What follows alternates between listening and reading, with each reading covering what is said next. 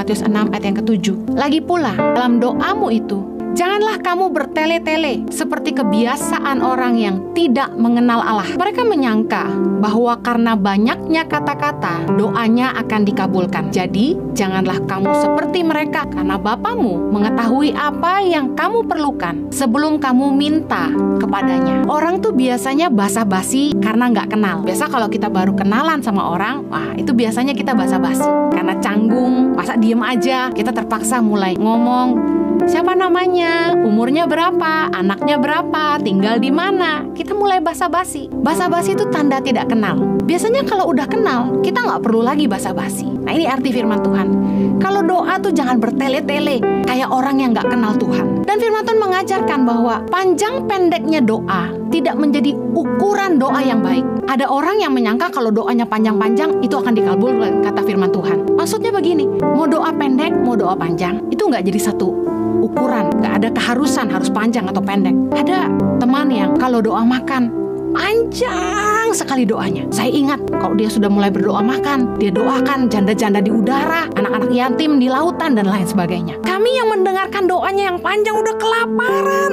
Saya tidak bermaksud mencemooh siapapun, tapi maksud firman Tuhan adalah kalau kita doa, artinya ketika kita sedang ngomong sama Tuhan, jangan basa-basi kayak orang yang gak kenal Tuhan. Kalau kita udah kenal, gak usah basa-basi, udah to the point aja.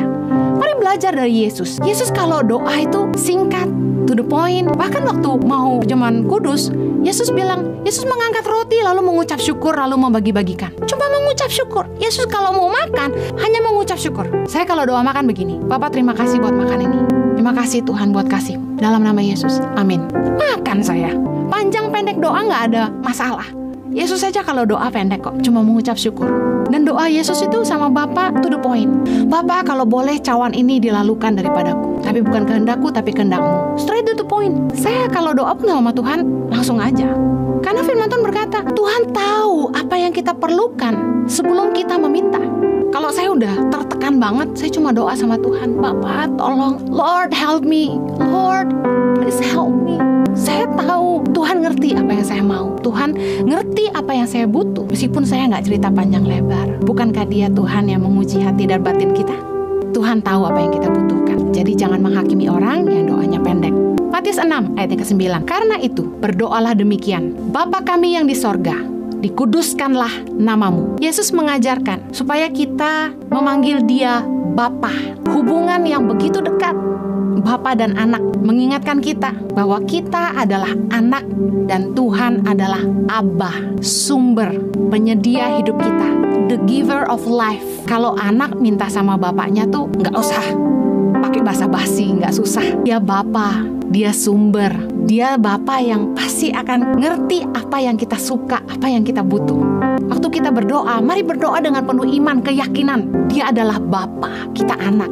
Dialah sumber hidup kita. Yesus mengajar kita dikatakan dikuduskanlah namamu. Ketika kita berdoa, awalilah dengan pengagungan, rasa hormat kita kepada Bapa. Biasanya kalau anak mau minta sesuatu sama orang tuanya pasti ngambil hati dulu. Papa baik deh. Mari kita agungkan Tuhan, beri rasa hormat kita. Dan juga dikatakan dikuduskanlah namamu, mengingatkan kita bahwa Dia adalah Tuhan yang kudus, Allah yang kudus. Pastikan kita juga datang ke hadirat Tuhan, minta Dia mengampuni dosa kita.